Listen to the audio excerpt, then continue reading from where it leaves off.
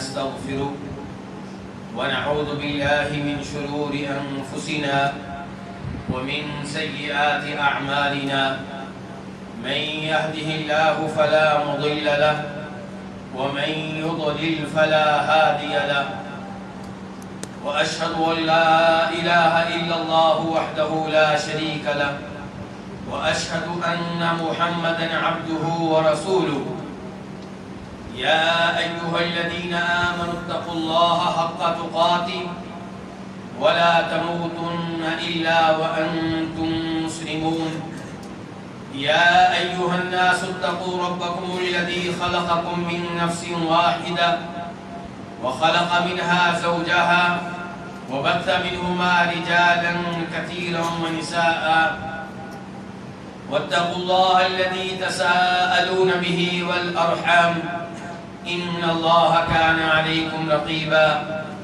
يا أيها الذين آمنوا اتقوا الله وقولوا قولا سديدا يصلح لكم أعمالكم ويغفر لكم ذنوبكم ومن يطع الله ورسوله فقد فاز فوزا عظيما أما بعد فإن خير الحديث كتاب الله وخير الهدي هدي محمد صلى الله عليه وسلم وشر الأمور محدثاتها وكل محدثة بدعة وكل بدعة ضلالة وكل ضلالة في النار قال تعالى ولله الأسماء الحسنى فادعوه بها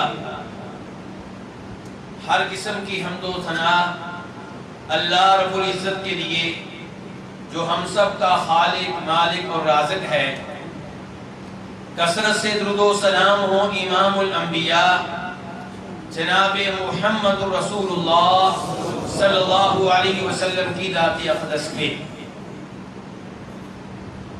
اللہ رب العزت نے ہمیں پیدا کیا اور پیدا کرنے کے دو مقاصد بتائے ایک مقصد یہ کہ وما خلقت الجن والانس الا ليعبدون کہ میں نے جنوں اور انسانوں کو صرف اپنی عبادت کے لیے پیدا کیا ہے اور اللہ تعالیٰ نے دوسرے مقام پہ ارشاد فرمایا ساتوں آسمانوں اور ساتوں زمینوں کی تخلیق کے بارے میں اللہ الذی خلق سبع سماوات ومن الارض مثلہن یتنزل الامر بینہن لتعلموا ان اللہ علی کل شیء قدیر وان اللہ قد احاط بکل شیء علما اللہ کہتے ہیں کہ میں نے تمہارے ساتھ ساتھ 7 آسمان بھی پیدا کیے ہیں 7 زمینیں بھی پیدا کی ہیں کیوں میں نے 7 آسمان پیدا کیے کیوں 7 زمینیں پیدا کی تاکہ تمہیں معلوم ہو جائے کہ اللہ ہر چیز پہ قادر ہے تاکہ تمہیں آسمانوں کو دیکھ کر زمین کو دیکھ کر اللہ تعالیٰ کی قدرت کا احساس ہو سکے وَأَنَّ اللَّهَ قَدْ أَحَاطَ بِكُلِّ شَيْءٍ عِلْمًا اور تمہیں یہ بھی معلوم ہو سکے کہ اس کائنات کی ایک ایک چیز اللہ کے علم میں ہے کوئی ایسی چیز نہیں ہے جو اللہ کے علم سے باہر ہے تو 7 آسمانوں 7 زمینوں کی تخلیق کا مقصد اللہ نے کیا بتایا لوگوں کو اللہ کے قادر ہونے کے بارے میں قدیر ہونے کے بارے میں پتہ چلتا ہے لوگوں کو اللہ کے عالم اور علیم ہونے کے بارے میں پتہ چل جائے لوگوں کو معلوم ہو کہ اللہ کی قدرت اور اللہ کا علم کیا ہے تو اللہ تعالیٰ کے ناموں کے بارے میں جاننا اللہ رب العزت کی صفات کے بارے میں جاننا یہ بہت ہی عظیم علم ہے اس لیے اللہ کے ناموں میں اور اللہ کی صفات میں دلچسپی لینی چاہیے علم کے لحاظ سے بھی اور اس لحاظ سے بھی کہ اللہ کے نام معلوم ہو تو ان کے ذریعے اللہ سے دعائیں کی جا سکیں اللہ تعالیٰ فرماتے ہیں کہ وَلِلَّهِ الْأَسْمَاءُ الْحُسْنَى اللہ کے پیارے پیارے نام ہیں اللہ کے اچھے اچھے نام ہیں اللہ کے خوبصورت نام ہیں فَدْعُوهُ اللہ سے دعا کیا کرو بِهَا اللہ کے ان ناموں کو وسیلہ بنا کر اللہ کے ان ناموں کو واسطہ بنا کر اللہ کا کوئی بھی نام لے لیں، اسے واسطہ بنا کر اللہ سے دعا کرنا، یہ انبیاء کرام علیہم السلام کی سنت ہے، ان کا طریقہ کار ہے۔ ہمارے نبی علیہ السلام کہا کرتے تھے یا حی یا قیوم برحمتک استغیث،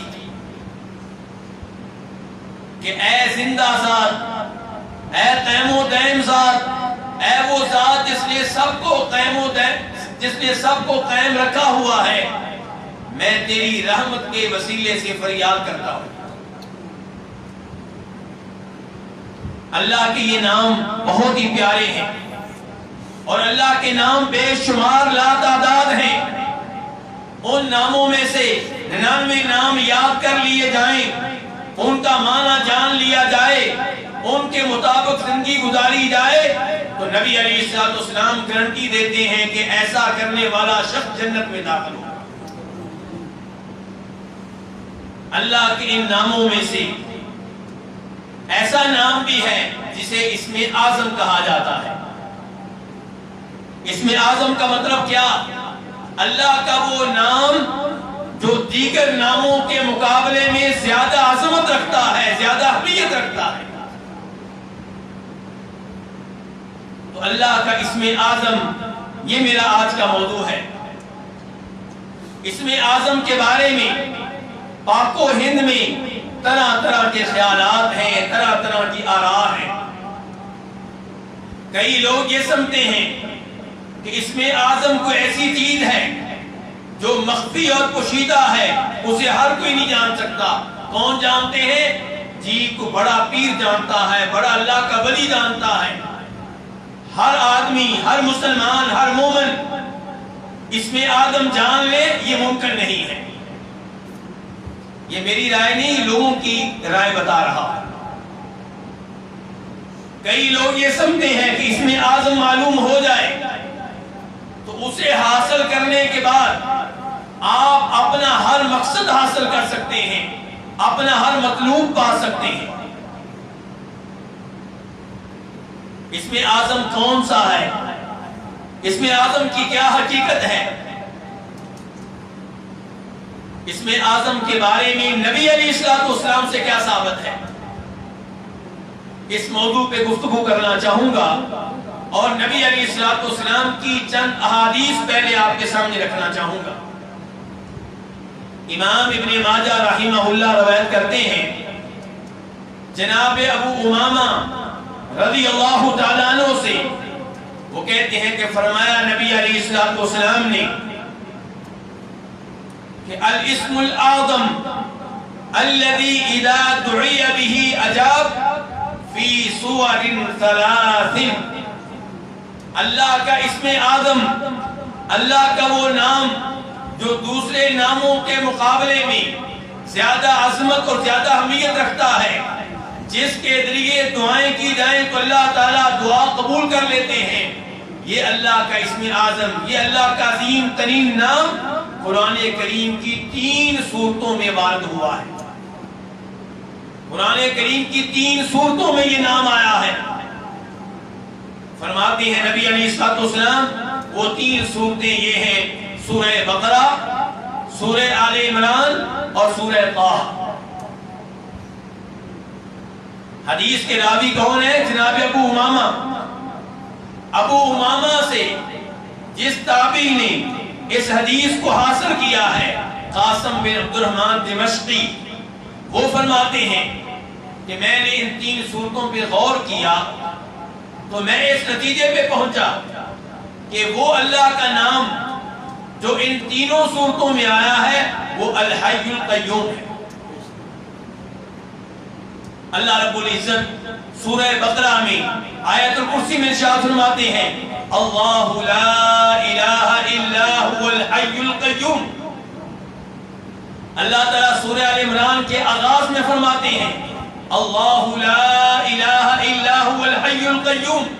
اللہ تعالیٰ سورہ طٰہٰ میں فرماتے ہیں، وعنت الوجوہ للحی القیوم، کہ روز قیامت لوگوں کے چہرے اس ذات کے سامنے جھکے ہوئے ہوں گے جو حیات کے ساتھ موصوف ہے، جو کامل حیات والا ہے، کامل زندگی والا ہے۔ القیوم، جو خود بھی قائم ہے، موجود ہے، اور جتنی بھی موجودات ہیں، جتنے بھی لوگ موجود ہیں، جتنی بھی مخلوقات موجود ہیں، اسی کے سہارے سے موجود اور قائم ہے۔ دوسرے نمبر پہ امام ابو داؤد رحمہ اللہ روایت کرتے ہیں جناب انس بن مالک رضی اللہ تعالی عنہ سے، اور اس حدیث کو امام ابو داؤد کے ساتھ ساتھ امام ترمذی، امام نسائی اور امام ابن ماجہ بھی اپنی اپنی احادیث کی کتب میں لے کر آئے ہیں۔ انس بن مالک کہتے ہیں کہ میں نبی علیہ الصلوۃ والسلام کے ساتھ بیٹھا ہوا تھا اور ایک آدمی نماز پڑھ رہا تھا، اس نے رکوع کیے، سجدے کیے، تشہد کیا۔ تشہد میں جب وہ دعائے تشہد سے فارغ ہوا، اس نے دعا شروع کر دی۔ اور میرے بھائیو، دعا نماز میں کریں تو کب کریں؟ سجدے میں دعا کرنی چاہیے۔ نماز میں دعا کریں تو کب کریں؟ سلام پھیرنے سے پہلے تحیات میں دعائیں کریں، جو اللہ سے مانگنا چاہتے ہیں مانگیں، اور اگر نماز سے ہٹ کر مانگنا چاہتے ہیں تو اس کے لیے بہترین وقت کیا ہے؟ اذان کے بعد سے لے کر اقامت تک قبولیت کا وقت ہے۔ لیکن معلوم نہیں پاک و ہند میں کیوں رواج پڑ گیا ہے ہر فرض نماز کے بعد اجتماعی دعا کا، ہر فرض نماز کے بعد اجتماعی دعا، ہاتھ اٹھا کر امام اور مقتدی اس کا اہتمام کریں۔ اس کا ثبوت کسی ایک بھی حدیث سے نہیں ملتا۔ قبولیت کے اوقات ہم ترک کر دیتے ہیں اور کوشش یہ کرتے ہیں کہ امام صاحب نماز کے بعد اجتماعی دعا کرا دیں۔ بہرحال اس کو روٹین بنانا، اس کو معمول بنانا یہ مناسب نہیں ہے۔ تو یہاں پہ انس بن مالک کہہ رہے ہیں کہ وہ آدمی کب دعا کر رہا ہے؟ تشہد میں، دعائے تشہد پڑھ لینے کے بعد، اور اپنی دعا میں کیا الفاظ کہہ رہا ہے؟ وہ کہتا ہے اللہم انی اسألک بأن لک الحمد لا الہ الا انت المنان بدیع السماوات والارض یا ذا الجلال والاکرام یا حی یا قیوم۔ یہ وہ الفاظ ہیں جو اس آدمی نے کہے ہیں۔ نبی علیہ الصلوۃ والسلام نے جب یہ الفاظ سنے تو آپ نے کہا کہ اس شخص نے اللہ کے اس اسم عظیم کے ذریعے اللہ تعالیٰ سے دعا کی ہے کہ جس اسم عظیم کے ذریعے دعا کی جائے اللہ رب العزت دعا کو قبول کرتے ہیں، جس کے ذریعے اللہ سے مانگا جائے تو اللہ تعالیٰ عطا فرماتے ہیں۔ اس دعا کا ترجمہ کیا ہے کہ اے اللہ میں تجھ سے سوال کر رہا ہوں، تجھ سے مانگ رہا ہوں۔ اور دیکھیے قرآن و حدیث میں کبھی بھی آپ کو کوئی ایسی آیت نہیں ملے گی، کوئی ایسی صحیح حدیث نہیں ملے گی جس میں کسی نبی نے، کسی صحابی نے، کسی اللہ کے ولی نے کسی قبر والے کو پکارا، کسی قبر والے سے دعا کی ہو، کسی فوت شدہ سے درخواست کی ہو۔ اللہ کے عظیم انبیاء کرام علیہم السلام، اللہ کے عظیم اولیاء جب بھی مانگتے رہے، جب بھی سوال کرتے رہے، جب بھی پکارتے رہے، اللہ رب العزت کو پکارتے رہے۔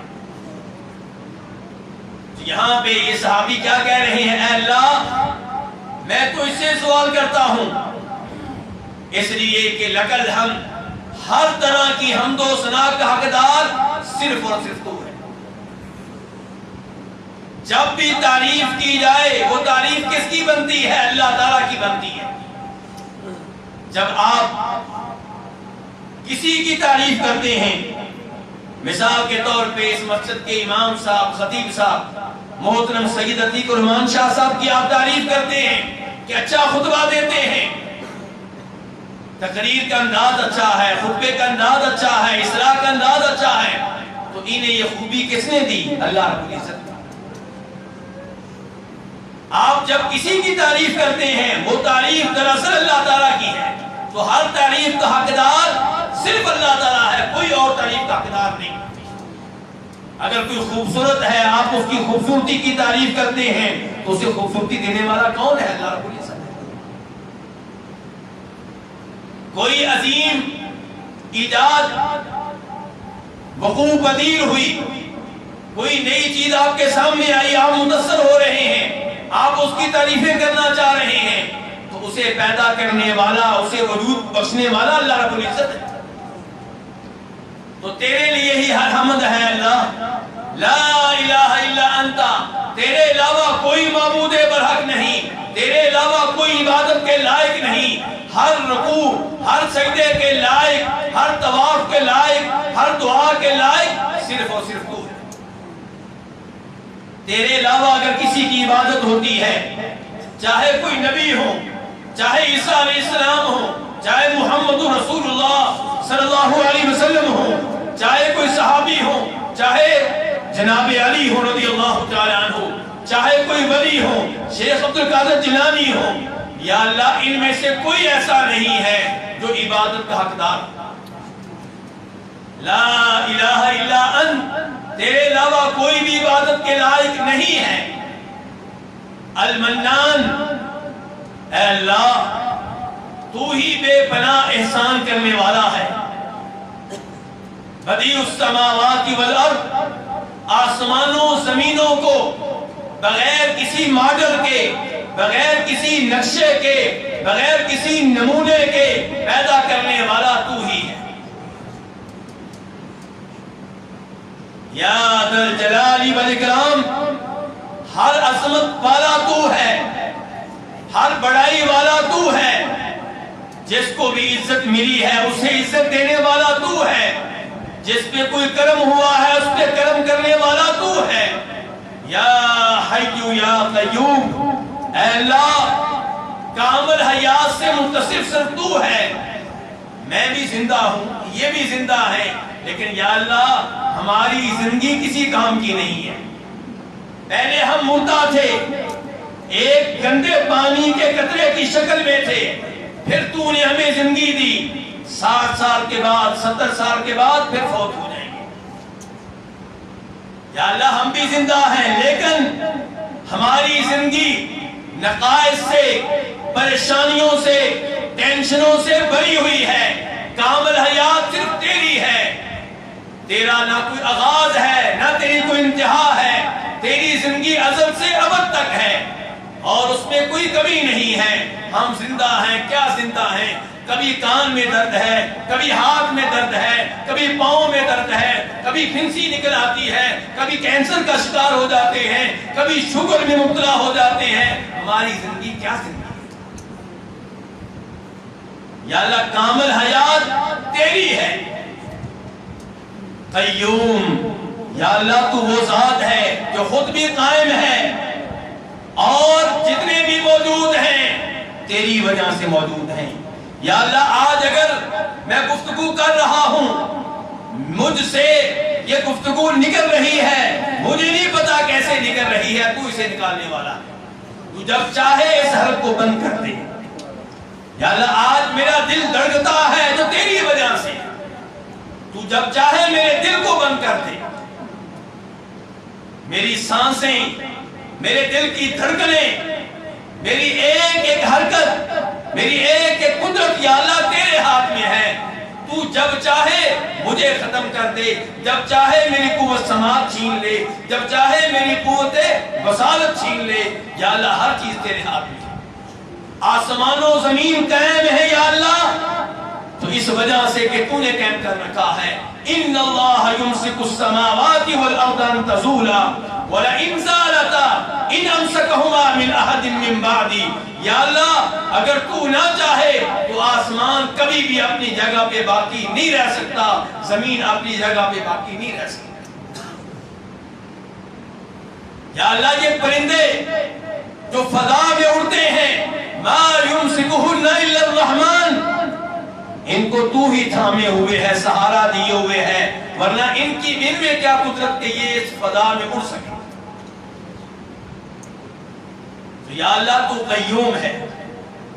یہ وہ دعا ہے جو اس صحابی نے کی ہے اور آپ نے کہا کہ اس نے اللہ کے اس اسم اعظم کے ذریعے دعا کی ہے جس کے ذریعے دعائیں کی جائیں تو اللہ تعالیٰ دعائیں قبول کرتا ہے.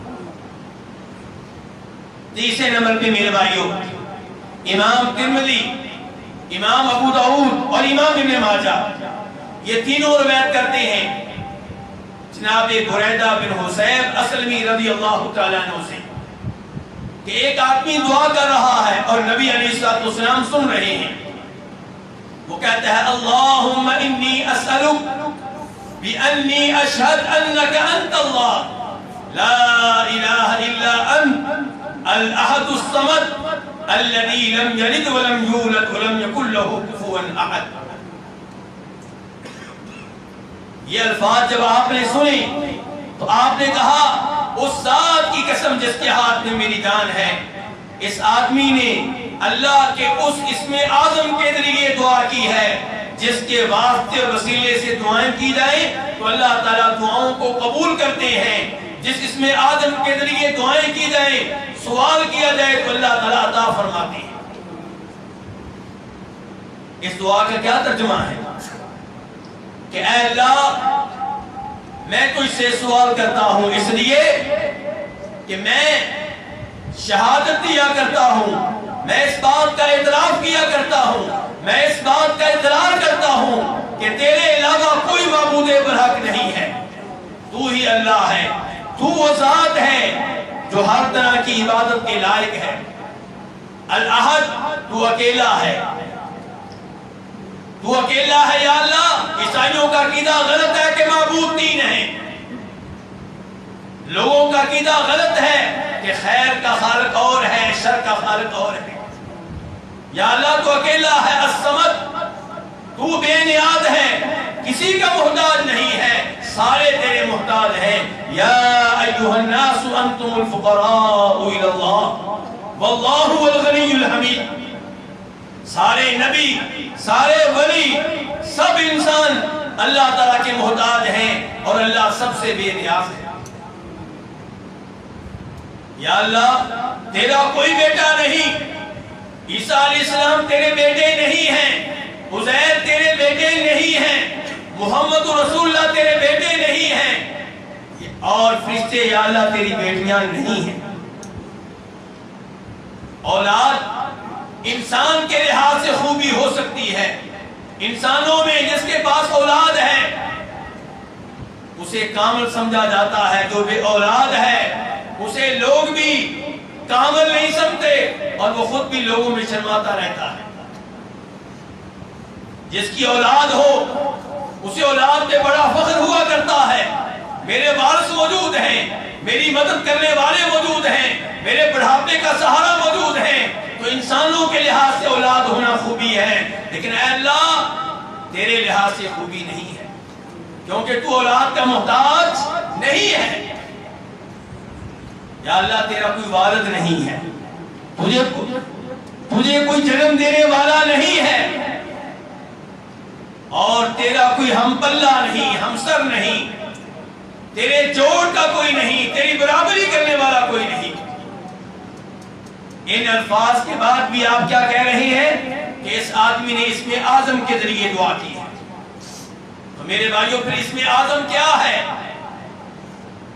اسم اعظم کے بارے میں کچھ علماء کرام کا موقف یہ ہے کہ کوئی اسم اعظم نہیں ہے.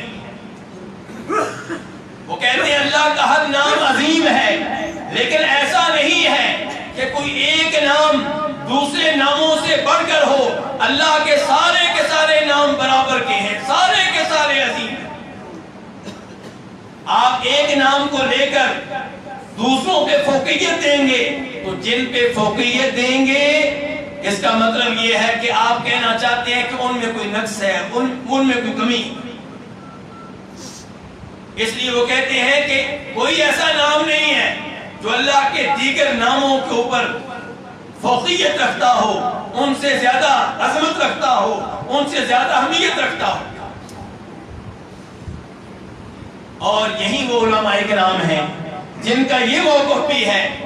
میں آپ کی توجہ چاہوں گا علم لینا چاہیے، معلومات ہونی چاہیے، جن کا یہ موقف بھی ہے کہ یہ کہنا درست نہیں ہے کہ قرآن کی کوئی صورت دوسری صورتوں سے زیادہ افضل ہے، قرآن کی کوئی آیت دوسری آیتوں سے زیادہ افضل ہے۔ کہتے ہیں اللہ کا کلام برابر کا ہے۔ جب آپ ایک صورت کو دوسری صورتوں کے اوپر فضیلت دیں گے، اہمیت بیان کریں گے، تو وہ صورتیں جن پہ اہمیت دی گئی ہے، جن کو مفضول قرار دیا گیا ہے، لوگ یوں سمجھیں گے کہ شاید ان میں کوئی کمی ہے، جبکہ یہ صورت بھی اللہ کی طرف سے، وہ صورتیں بھی اللہ کی طرف سے، یہ آیت بھی اللہ کی طرف سے، وہ آیتیں بھی اللہ کی طرف سے۔ بظاہر یہ گفتگو بڑی پیاری لگتی ہے، بظاہر یہ گفتگو آپ کے دلوں میں اتر رہی ہوگی، لیکن یہ گفتگو نبی علیہ الصلوۃ والسلام کی احادیث کے خلاف ہے اور تعبیر فاسد پہ مبنی ہے۔ جب اللہ کے رسول نے صحیح حدیث میں بیان کر دیا کہ اللہ کا اسم اعظم ہوتا ہے، جب نبی علیہ السلام نے بتا دیا کہ سورہ فاتحہ قرآن کی سورتوں میں سب سے عظیم ہے، تو ہم کون ہیں انکار کرنے والے؟ جب نبی علیہ السلام نے بتا دیا کہ آیت الکرسی قرآن کی تمام آیتوں سے زیادہ عظمت رکھنے والی ہے، تو ہم کون ہوتے ہیں انکار کرنے والے؟ جہاں تک تعلق ہے اس بات کا کہ جی وہ بھی اللہ کا کلام، یہ بھی اللہ کا کلام، وہ صورت بھی اللہ کی طرف سے، یہ صورت بھی اللہ کی طرف سے، وہ بھی اللہ کا نام، یہ بھی اللہ کا نام، فرق کیوں؟ تو امام ابن تیمیہ رحمہ اللہ کی قبر پہ اللہ تعالیٰ نور نازل فرمائے، ان کی قبر پہ اللہ تعالیٰ اپنی رحمت نازل فرمائے۔ وہ کہتے ہیں کہ دیکھیے، غور کیجئے، ایک طرف ہے سورہ اخلاص، ایک طرف ہے سورہ لہب۔ سورہ اخلاص کا موضوع کیا ہے؟ اللہ تعالیٰ کی صفات۔ اور سورہ لہب کا موضوع کیا ہے؟ ابو لہب، کہ ابو لہب جہنم میں جائے گا، ابو لہب کے ہاتھ ٹوٹ جائیں۔ تو کیا یہ دونوں صورتیں برابر ہو سکتی ہیں؟ مضمون کے لحاظ سے جو کچھ ان دو صورتوں میں بیان کیا گیا ہے، ان کے لحاظ سے دونوں صورتیں ایک جیسی نہیں ہیں۔ اسی لیے اس صحابی نے کہا تھا، جو صحابی کمانڈر مقرر کیے گئے اور جنگ کے دوران اپنے لشکر کو جب نماز پڑھاتے تو نماز کی ہر رکعت میں سورہ فاتحہ کے بعد جو بھی سورت تلاوت کرتے اس کے آخر میں سورہ اخلاص بھی پڑھا کرتے تھے۔ نبی علیہ الصلوۃ والسلام کو بتایا گیا، آپ نے کہا اس سے پوچھو وہ ایسا کیوں کرتے ہیں؟ تو اس صحابی نے کہا تھا اس لیے کہ سورہ اخلاص اللہ تعالیٰ کی صفات اور اوصاف پہ مبنی ہے، اور مجھے اس بات سے محبت ہے، میرا دل چاہتا ہے کہ اس سورت کی تلاوت کروں جو اللہ کی صفات پہ مبنی ہے، جس میں اللہ کے اوصاف کا تذکرہ ہے۔ تو فرمایا تھا نبی علیہ الصلوۃ والسلام نے اسے خوشخبری دے دو کہ اللہ تعالیٰ اس سے محبت کرتے ہیں کیونکہ اس سے اللہ کے اوصاف اور صفات سے محبت ہے۔ تو کہنے کا مطلب یہ ہے کہ اللہ تعالیٰ کے کلام میں ایک صورت دوسری صورتوں پہ عظمت رکھتی ہے، اس میں کوئی قباحت نہیں ہے، اور یہ نبی علیہ السلام کی احادیث سے ثابت ہے۔ ایسے ہی اللہ کا ایک نام دوسرے ناموں پہ زیادہ اہمیت رکھتا ہے، یہ بھی صحیح احادیث سے ثابت ہے، جو احادیث میں نے آپ کے سامنے رکھی ہے۔ تو سوال پیدا ہوگا پھر وہ نام کون سا ہے؟ اس بارے میں زیادہ راجح قول یہ ہے کہ وہ اللہ کا نام اللہ ہے۔ اللہ کا نام اللہ، یہ وہ نام ہے جو اسم اعظم ہے۔ کیوں؟ یہ اللہ کا ذاتی نام ہے، یہ وہ نام ہے جو اللہ کے علاوہ کسی اور پہ استعمال نہیں ہوتا۔ دیکھیں آپ اللہ کے تعارف میں کیا کہتے ہیں؟ اللہ کا نام ہے رحمان، اللہ کا نام ہے خالق، اللہ کا نام ہے عزیز۔ تو کیا کہتے ہیں؟ اللہ کا نام، اللہ کا نام، اللہ کا نام۔ تو یہ اللہ کا ذاتی نام ہوا، اور یہی وہ نام ہے جو کسی اور کے اوپر کبھی بھی استعمال نہیں ہوا، اور یہی اللہ کا وہ نام ہے جو دیگر تمام ناموں کے معانی پہ مشتمل ہے۔ یہی اللہ کا وہ نام ہے جو قرآن میں سب سے زیادہ استعمال ہوا ہے. تقریباً 2697 بار یہ نام قرآن کریم میں آیا ہے. اور اللہ کا دوسرا ذاتی نام رحمان کو قرار دیا جاتا ہے، وہ قرآن میں صرف 75 بار آیا ہے. تو اس لیے بہت سے علماء کرام کی یہی رائے ہے کہ اللہ کا اسم اعظم اللہ ہے، اور یہ ان تمام احادیث میں آیا ہے. جب وہ صحابی دعائیں کر رہے ہیں اور آپ کہہ رہے ہیں کہ اس نے اسم اعظم کے ذریعے دعا کی ہے، اس لمبی دعا میں اللہ آیا ہے.